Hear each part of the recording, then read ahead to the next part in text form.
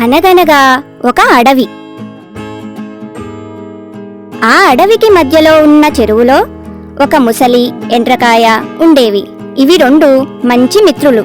ఒకరోజు, మిత్రమా, నా మనసు ఏం బాగాలేదు. ఈ మధ్య ఏ పని మీద సరైన ఏకాగ్రత పెట్టలేకపోతున్నా అంది ముసలి ఎండ్రకాయతో.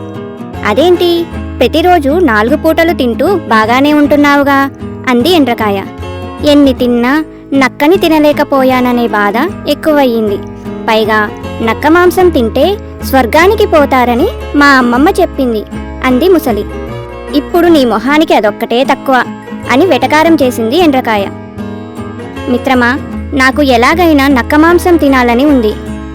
నీవే ఎలాగైనా సహాయం చేయాలి అంది ముసలి. సరే చూద్దాంలే అంటూ అక్కడి నుండి వెళ్ళిపోయింది ఎండ్రకాయ.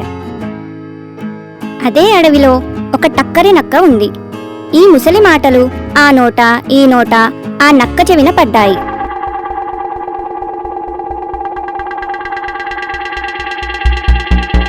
అప్పటి నుండి ఆ నక్క ఆ చెరువు ప్రాంతానికి వెళ్లడం మానేసింది.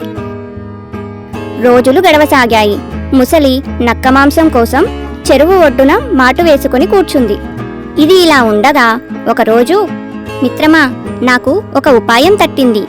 నేను చనిపోయినట్లు పడుకుంటాను. నువ్వు వెళ్ళి నక్కను తీసుకురా.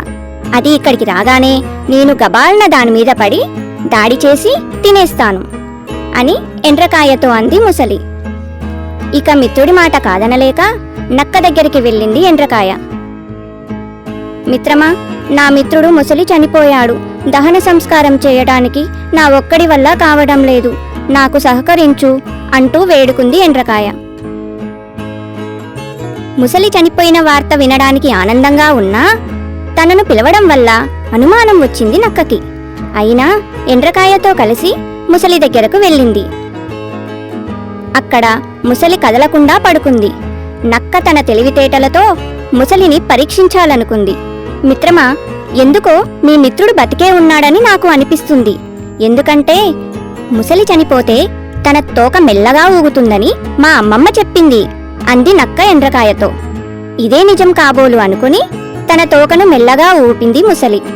ముసలి బ్రతికే ఉన్నదని, ఇదంతా నాటకమని నక్కకు అర్థమయ్యింది. మిత్రమా, నా దగ్గర మీ నాటకాలు, నేను టక్కరి నక్కనని మర్చిపోయారా అంటూ అక్కడి నుండి వెళ్ళిపోయింది నక్క. మిత్రులిద్దరూ తెల్ల మొహాలు వేసుకుని కూర్చుండిపోయారు.